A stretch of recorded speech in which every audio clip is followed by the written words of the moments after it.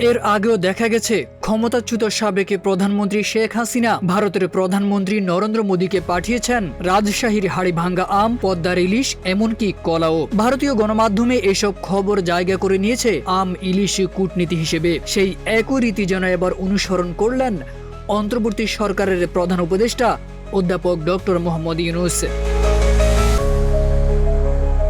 সম্প্রতি ডক্টর ইউনূস নরেন্দ্র মোদীর জন্য পাঠিয়েছেন 1000 কেজি বিখ্যাত হাড়িভাঙ্গা আম।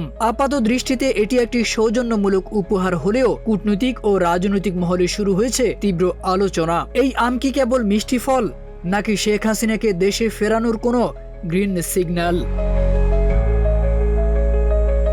শুধু মোদী নন, পশ্চিমবঙ্গের মুখ্যমন্ত্রী মমতা বন্দ্যোপাধ্যায় এবং ত্রিপুরার মুখ্যমন্ত্রী সহ বিশিষ্টজনদের জন্য পাঠানো হয়েছে এই আম। এই ধরনের উপহার বিনিময় দুই দেশের মধ্যে আম কূটনীতি হিসেবেই পরিচিত, যা দীর্ঘদিনের ঐতিহ্য। তবে এবারের প্রেক্ষাপট ভিন্ন।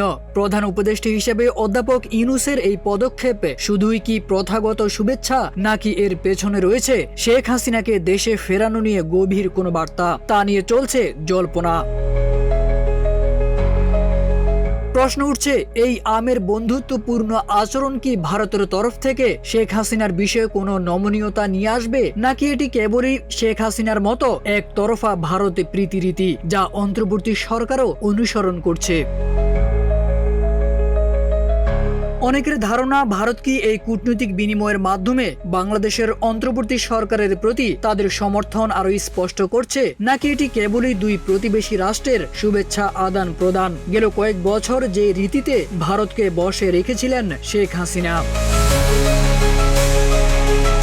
ডক্টর ইউনূসের দেয়া এই আমের বিশাল চালান 14 জুলাই নয়াদিল্লিতে পৌঁছাবে। তবে এই আম কূটনীতি আপাতত যতটা মিষ্টি ততটাই রহস্য ঘেরা।